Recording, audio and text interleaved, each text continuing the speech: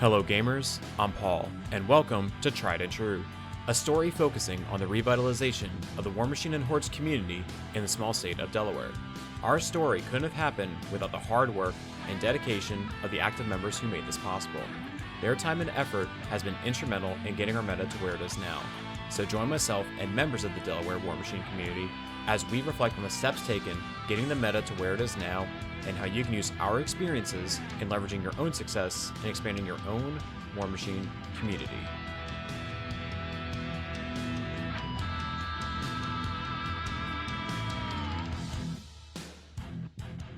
Hello everybody, and welcome to the third episode of Tried and True. I'm your host, Paul. And I'm Dan. Hi, I'm Andy. And on this episode, we are going to be joined by the last co-host of the series, and that is my sister, Erika. We were talking to Erika off to the side, and when we were mentioning about the Ice House, I apparently misspoke in the previous episode, and she's going to go ahead and introduce herself and actually give us a lot more information about the history of the Ice House. It apparently has been around a lot longer than I realized. Hi, everybody. I'm Erika. I push little plastic men on the table and roll dice on Tuesdays. So I started wargaming in the early 2000s with a delightful game called Mordheim. For those who don't know who that is, it's a GW game. It's a squad-based campaign leveling up game. It's fun. I picked up War Machine Hordes with the release of Primal in 2006. I played majority of Mark 1, Circle. 2012, 2013, I had to move to Texas for work, so I sold my army, missed all of Mark 2, picked up Grimkin and Mark 3 because I wanted to get back into the game, and I thought a great way to do that was a limited faction, a little bit cheaper, less models. Here I am in 2022 with 2 full factions and a half, so that didn't work out for me. Scope creep. Yeah, so my store was Between Books in Claymont, Delaware. Every Thursday, that was my Jimmy Jam. That gaming community was great. Back when I was in high school, not to date myself, but being a nerd back then wasn't really cool. You know, if you like comic books, anime, manga, tabletop gaming, it was kind of this weird shunned thing in high school society. So having that community outside of school as a teenager and eventually into my early 20s had such a huge positive impact for me. Those are my friends. So not that I didn't have people I hung out in high school with. That was the group of people that we started gaming, would go to movies, grab dinner, to eventually go to conventions. So it was that was a really important positive thing for me when I was younger. Yeah, I think that demonstrates well how, building a community around your players can benefit people in ways other than playing War Machine. Yeah, no, for sure. I was sad when Between Books had closed down. Of course, Greg has since reopened, but it's a much smaller store than what it used to be. So aside from that, places to play up here, we had folks go to the Ice House, Days of Nights in Newark. So the Ice House, I think, has been around since the 2000s, at least, that I'm aware of. But it was always kind of like this weird, not weird, but underground, like Fight Club kind of a thing, where it was, you heard about it. I didn't know exactly where it was geographically, just that a lot of folks in the Northeast would come play tournaments at this Ice House. Like people would be coming from, hours away to play in this, at this venue. I don't think they had much of an online presence until about 2011. And I'd only been a few times. I met with my buddy Chuck there, who we've been playing war games with for over a decade now. And I remember driving to this industrial complex, and it was in this refrigerator place. But when you went inside and you went upstairs, it was a legit gaming club. I remember being really intimidated going because it was really like if you didn't know somebody that went to this club, it was hard to get in. One, it was hard to find. And two, once you go up there, a lot of the groups were already established. So it was kind of hard to get a foothold in there, especially if you didn't know anybody. Now, I know that you said earlier that your Thursday night thing was your Jimmy Jam, and I can tell you're not from a Philadelphia meta because it would be your John, but generally speaking, when you did eventually get in with the Ice House crowd, right? But this first experience going there, with it being in a remote location, hard to get to, not visible from the street, would you say that that was a welcoming atmosphere that you would want to introduce new players to? I mean, just looking at it, from the outside, it wasn't the most welcoming place. But once you got up there and saw the space and the store, like it was legit. Mm-hmm. It's just the outside was definitely off-putting. Oh yeah, and I don't make any judgments or any observations on the people playing there or their setup or anything. My question was meant to direct the conversation toward, well, they call it, when you're buying a house, they call it curb appeal, right? A player, any new player, especially one that doesn't know somebody there, might be more drawn in if they can kind of see what's going on and what the deal is basically from the street. Definitely. So I think what hurt the ice house is this was literally like upstairs with no open windows for street traffic, and it wasn't well advertised at all. Mm-hmm. But you mentioned that the ice house, people came all over the East Coast in order to go and participate in these events, and I'm assuming that Steamrollers were probably one of them? Yeah, Steamrollers, 40K was really big. But, I mean, the ice house, that was the place to game. So what I wanted to do is, again, another perfect segue is that's going to be what this episode is going to be about. It's how to prepare for a steamroller. And really, this was us preparing for our first event. We're going to chat about, getting the space ready, making sure our tables were set up, finding players to even go and do the event, and then the actual steamroller and how it went. I've been to 2 steamrollers, the one at Midnight Oil, and I did one at Portal, and I'm like, this can't be that hard. I'm going to go ahead and do one. I already talked to the store, and Oliver's like, yeah, you want to do a tournament? Let's do it. It's going to be fun. It'd be great. So I made the decision to create and host a steamroller without actually even understanding the nuances that went along with it. That's called a winning attitude. It's just being ignorant, really. But no, in all reality, it was Andy and I. How long were we playing at alternate universes before the steamroller happened? It's 2 or 3 months, I want to say. And when it was there, who? It was just you and I, right? For the most part, we got a couple random people just testing us out from other pieces of the meta. I think Kat. Oh, Kat Royer. Yeah, she came to play, but again, it was just us and her, and yeah, I think you got a game in with her. But I think we also had some scraps from the Midnight Oil group. We had Hoy come and Jason, who was an old press ganger. Jason, the roaming press ganger, he likes to call himself. But it wasn't really that established, and the idea was well, maybe if we do a steamroller, that's going to get us on the map. Everyone's going to be like, alternate universe is a place to go. It was August 20th when I posted the event for the October 8th steamroller. I had less than a month and a half to figure out how to even do this. We didn't have anything. It was definitely not the best decision, but you can spend a lot of time just stressing about things and trying to prepare things and thinking about them, but ultimately I think your decision represents that it can be an effective strategy to just take the plunge. You may never know what you're getting yourself into until you actually do it, so go for it, because that will help you work out the kinks, that will help you understand what has been missing, and that will help you fix things for next time if they need to be fixed, and it'll help you realize all of the challenges that hadn't presented themselves in your planning phase. Sometimes you just need to fall flat on your face before you can actually have a good amount of success. What do they end up saying? Failure is the best teacher? Yes, that's a common saying, is that failure is the best teacher, because it's inspiring in a way. When you fail at something, you want to do it better. You want to succeed. It reinvigorates your drive. So sometimes you just need to rip off that Band-Aid, give it a shot, and see what you screw up, and then fix it for the next event. I guarantee you, your players are not going to care. So let's dive into the steps of it, right? The first thing is that you go find a place to play, and we don't really need to spend that much time on it, right? Oliver already, blessed us off. He said, yep, let's go do a steamroller. It'll be fun and it'll be great. We've already been playing its alternate universe for the couple months that we were. I had a good relationship with him, so it was okay. But when we were playing our games, it was, we had to go push the tables together. And I mean, it wasn't ideal. You always have creases in the middle and everything, so even if you're laying a mat down, it's not going to be perfect for a tournament setting. So when they set up and actually offered to make those 4x4s for us, I think everybody just kind of jumped at it. Yeah, we absolutely lucked out with that. Another guy, I think he's the assistant owner. I don't want to go into huge detail about it, but Pat. We need a hierarchy tree.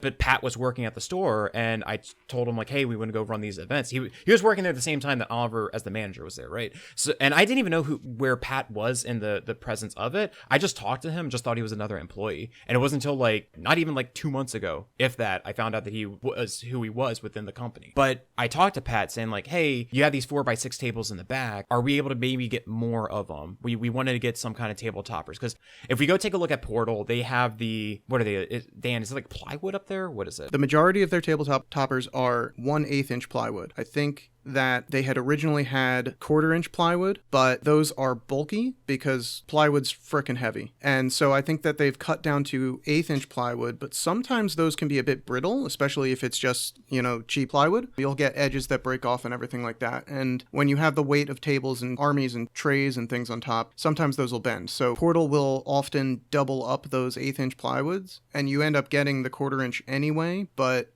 it's a little bit easier to move because you can move one at a time if you absolutely need to. But Pat, being the boss that he was, he ended up getting us 4x4 toppers. And he even like put little edge guards on it, whatever it was, so that way it doesn't move around. And he made 8 of them for us. So we had our full 8 tables for the first Steamroller. It was great. So I will chime in and say that I am really happy with those table toppers that you got, and will always be thankful to Alternate Universes for setting this up for us. They are very nice because we had previously been pushing 2 tables together in order to make enough table space to get all of the players and all of the games played, but that led us to have a lack of tables in general. It allows us to use one individual table for one game. And yeah, those lockers that you were talking about, this is not a difficult concept. You just measure the width of the table, and then you kind of screw or hammer in a nail, and you put another tiny little piece of plywood at that distance so that the table can't get shoved widthwise one way or the other towards one of the 2 players playing. This really helps prevent that, and I think that tiny little detail is a huge contribution to the quality of these tables. And people don't realize like how easy it is to make them. If you go to Home Depot or Lowe's and you look at it's either flooring or roofing material, this wood that you end up using, they sell them in 4x8s. So you literally just cut it in half and you got 2 table toppers. Like, you're done. So just get 4 of them, ask them to cut it there, figure out a way to get it to your store, and you're set. You're good. So at that point, then I have to go and, sound the horn to Gondor. Erika, what's the line? Say the line. Gondor calls for aid. Does New Jersey and Pennsylvania answer? Hold on, I need my Viking horn. I'll be right back. But what I want to do is Erika, Andy, Dan, and I, like, how did we at least solve half of the issues? I think the biggest thing was for you starting to delegate some of these responsibilities onto us and other, players in the area. I think that helps save, 1, sanity, and 2, resources. Don't feel like you have to do an event like this all by yourself. There's a community here that is ready to help and step in. And I think we really saw that in that first Steamroller, which helped make it as successful as it was. So thank you to Seth and Dave and everybody else who came down for that. When COVID hit, we had basically a ping pong table in our basement, which can house 2 games. So every once in a while, we'd have people over, and Eric and I would play together, of course. But so we had a lot of just general stuff for a Steamroller, just not a lot of it. So if you commingle some of that together, we got mats, we got terrain, we got measuring equipment, we have a clock or 2, but it takes more than that just to do the whole thing. Yeah, and to kind of piggyback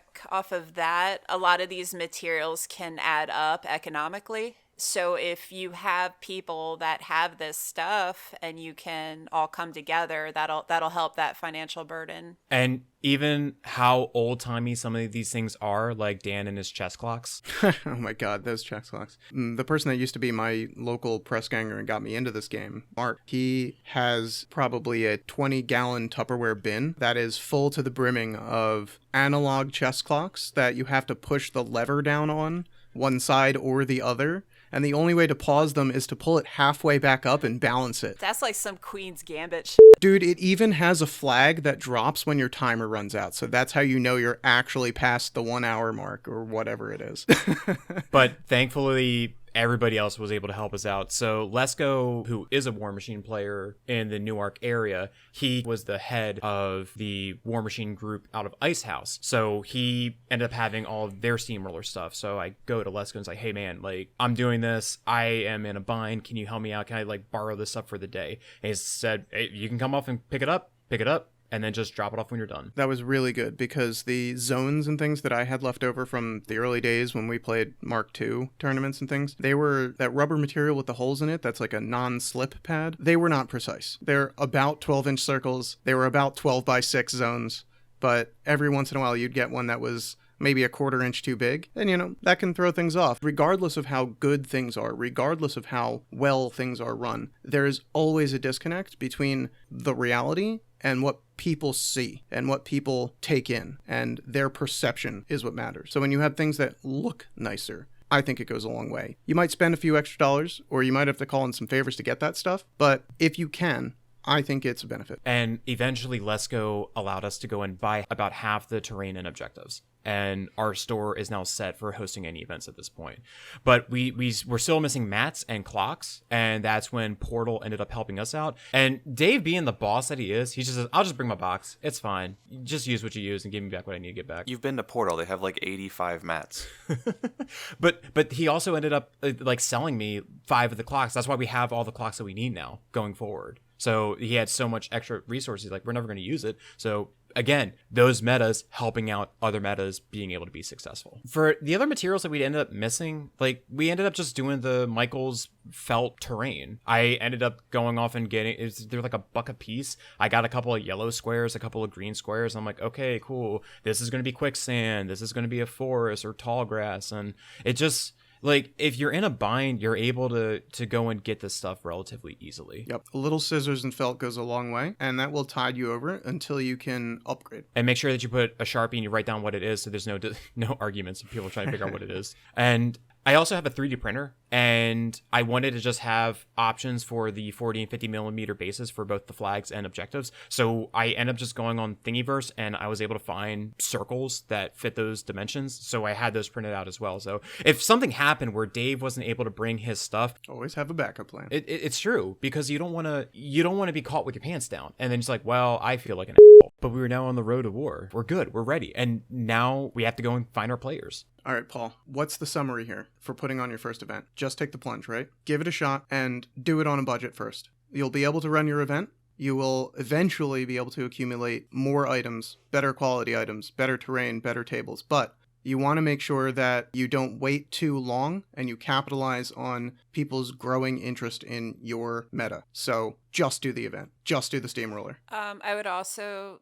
say is don't hesitate to ask for help and to delegate out some of this stuff to other folks in your meta and reaching out to other metas that are in the region. Yeah. But again, we had all the things, and we reach out to those other individuals in the other metas because we invited them to the event.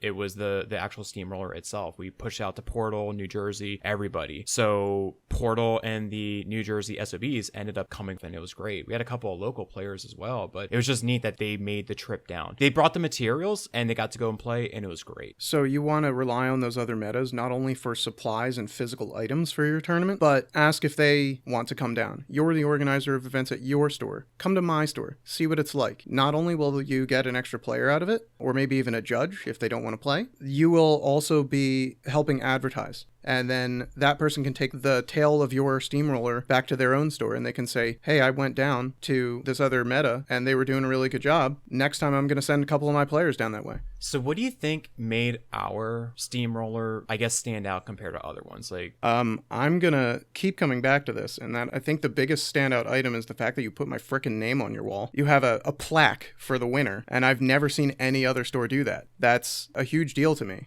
Offering clout works. I think that, if anyone else is thinking of it, that really makes a player feel special when they win. And probably, if you get second place, that'll keep you coming back because you want your name up there. If you're trying to draw in players, maybe try this as a strategy to garner interest. Yeah, no offense, Dan, but I'm glad you didn't show up to that second one. I really wanted my Menofix up there. We're good now. We're good. We're all set. So to be fair, I got the idea for the plaque while I was out in Colorado last summer for work, and Andy spent a week with me out there, and we visited some local game stores, and we went to this basement store that had a Steamroller plaque, and I was like, oh, how cool is that? So when I came back home and saw that Paul was starting this awesome thing up, I was like, to compliment that, let's get him an awesome plaque. So with our plaque, it's not just your name, the month and year that you won, but we also advertise what army had won on that Steamroller. So right now we have Kador and Menoth representation. So that's kind of another motivating factor is, hey, I want to see my faction up there on that wall. So from there, it was just word of mouth, right? It was acquaintances to acquaintances. Hey, we're running this event, and we're shooting out the Facebook events. Friends of Delaware War Machine, come off and check this out, right? It's not useful yelling into the void and not getting any answer. Right. I will say I think that first Steamroller, I'm not sure we had any brand new or fledgling players there. I remember seeing a lot of old faces, ones that I hadn't seen in quite some time. But, it's still refreshing that you can put up an event and you can have players that are old hat players that have been playing for a while. Maybe they've been out of the game and they just show up out of nowhere. But that still feels really good. And I think it was starting to be after that first Steamroller that we started to get an influx of newer people. I remember Seth saying when you're running Steamrollers, you want to try to get your newer players in there. And really, we didn't have any newer players. It was just the veteran players, the ones that have been playing this whole time. But it's paved the way for all these other events, which we'll talk about later. But we had a successful event. We had older players show up. We had, experienced players show up. But that showed us we could be successful. And the next step was newer people. Yeah, no, I was going to say after that Steamroller, I think that's when AU officially started putting us on their calendar. Like now this was a legitimate thing. So we were advertised on their board that's right in the front of the store. And that was the first time that happened, even though we had been playing there for at least 2 months at that time. Yeah, that's an excellent point, actually, because that helps garner participation from the venue. And now that we're on their calendar, they put us on their website. We had a successful event. We generated revenue for them. And now they're playing ball. And now they are backing us and supporting us rather than the other way around. I mean, you still want to support your store, so you still want to buy things there if you can, but it feels really good to help get that backing. And Dan, how about your overall experience of the Steamroller as a player? Overall, I think it ran without a hitch. It was very smooth. We had a dedicated judge. Thank you, Erika. We had all the supplies we needed. The tables were set up well. And overall, it felt like a regular Steamroller. There was nothing different about this Steamroller than any of the other ones I've been to. It's just as successful. It was a fun event. It was well organized. It was well timed. It started on time. Everything worked well. And that's the moment I realized, and I've been saying it on this podcast before, I really didn't do much. But, I'm doing my part to support, but Paul has been busting his on this project, and he deserves a lot of credit. That Steamroller shows how much effort he's been putting in, and, he deserves the success. Thanks, man. I really appreciate that. And going to talk about the judge with you wearing the Judge Judy shirt. It's like you were official. That's right. Yeah, so for this event, I was asked to be a judge. So I went and ordered a Judge Judy t-shirt. So pretty much, everyone was like pretty cool. I didn't have to, do too many. I am the law. That's right, I'm the law. So for me, it was more of an opportunity to meet all these people who had come out to support my brother and our first Steamroller at AU. So that's where I met Dave. I got some real good FaceTime with Seth and all those guys. So I feel like I was schmoozing more than judging, but I had fun. You're networking, calling. But what was the overall outcome of that successful Steamroller? Like, how did it change the stage moving forward? You remember we had our next open play, the Saturday open play on the November 6th, right? I feel like the open plays, we have a significant amount, like it's growing. I missed this last one in December because that was our Christmas cooking bake day. But when I went, it was like shoulder to shoulder people. Our open plays, so we would normally have our Tuesday game nights, right? You'd come out, play War Machine at Alternate Universe in order to go get your games in. Our open plays are typically once a month events where it's a Saturday. So we get the whole store to ourselves. It also gets more exposure because you'll get that weekend foot traffic. Kids aren't in school, so their parents are, going to the shop to get Pokemon cards and whatnot. But you get more exposure on the weekend than on a Tuesday night. Yes, and that's very important. So when Paul does these open plays, he kind of markets them a little bit more aggressively than a weekly game night. And I think it's also important you want to stay stay at the same location that you've been at, but choose a different day. If you can manage a weekend and you can get time at your store on a weekend, that's excellent, especially if it's going to draw in a different crowd of people, because now that you've run your first event successfully and you are starting to have more events, what you want to do is diversify the exposure, set things up on a different day of the week to change the crowd that comes in. Generally, people are on the same schedule. Generally, people are going to go to their location to do their thing on the same night every week. And if that doesn't line up with your day, you'll always miss the chance to get that player. But if you jump to a different day occasionally, don't do it all the time, but occasionally, like we do once a month, we get a whole weekend. Suddenly, you have a bunch of new people that are coming into the store for some other reason and saying, what is this that you're doing? What are we looking at here? What game is this? Can I play? You talk about people coming in and checking out the game. We should talk about the Escalation League. So for those who aren't sure what an Escalation League is, it's basically in war games, you start with low points to eventually building into a full army.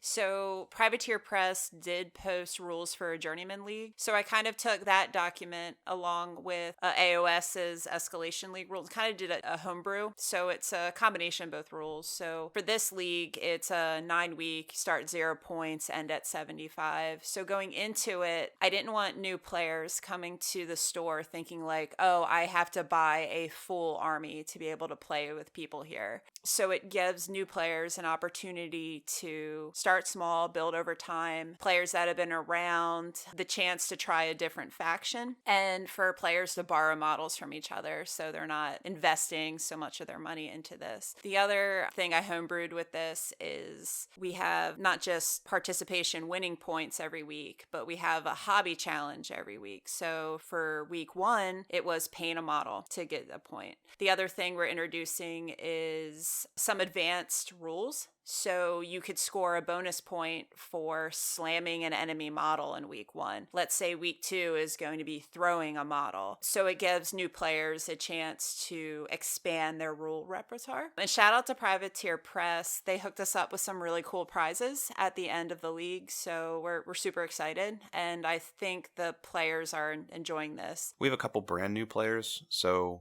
I don't want to say brand new, but they've only been playing for a couple weeks. So it's good to, if they make mistakes, work with them through those mistakes to say, okay, you screwed yourself here. We're going to adjust this model very, very slightly so that you didn't screw yourself. But for future circumstances, hey, if you are behind a house or something like that, or you're cutting off your charge lane with a corner or something like that, we can work around that. Pitting a very, very inexperienced player into a hole that they dug themselves doesn't really make them feel good about playing the game again. It can help them learn, but I think it's better to give them some level of success during their experience with the Escalation Leagues before they start playing bigger games. Yeah, so the Escalation League I think is a great idea, and I think that offering structure and bonus points to new players that use extra rules or power attacks is a great way to help them grow as players and give a structured learning environment for them learning the game. And I want to call out to the Line of Sight podcasts, because I think it was Jaden that did a long episode on how to teach this game, and I highly recommend that you go and listen to that episode. If you are going to get new players into your store, please do not tell them that they should expect to lose 100 games. It is not conducive to building the hobby, and it is a great way to drive those new players away. The other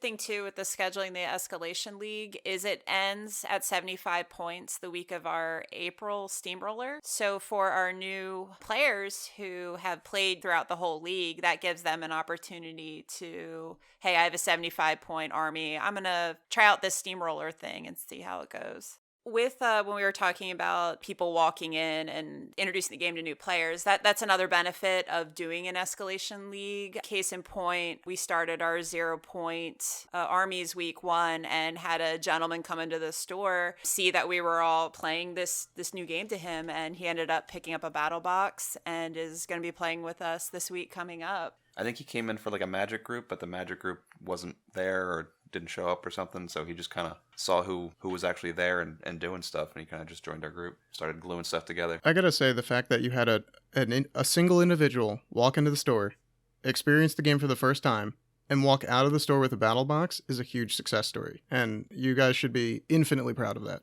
that is going to be the end, right? That's how you get a successful Steamroller and just successful events going forward. You need a location. Hopefully it's at your local game shop or wherever you end up playing. When you're running these events, you just need stuff and you need people primarily. It doesn't have to be your stuff. You don't have to own it. You can ask for help on those things and you can borrow. Just get the groundwork laid down and the rest will come. Reaching out to those other stores is key to bring bodies, like Dan was saying, because that's so important. Showing interest will breed interest and grow your community. Oh yeah, don't forget to have fun with it. At the end of the day, this is a hobby. This is something that you're growing a community to enjoy, not just to have a job. We all have enough jobs. My favorite line is, if you're not having fun doing your hobby, you are doing your hobby wrong. Oh my gosh, that is one way to live by. Well, in the next episode, we're going to go and talk about why the hobby is successful here, because it's not just all about the hobby, it's about the people who play it. We are happy that you tuned into this episode. Thank you for your time, and we'll catch you on the next one. Thank you. Thanks for coming. Bye. See ya.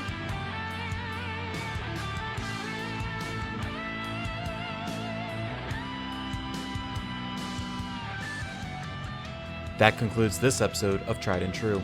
We hope you enjoyed your time listening to the podcast, and we look forward to having you on the next one. Until next time, gamers.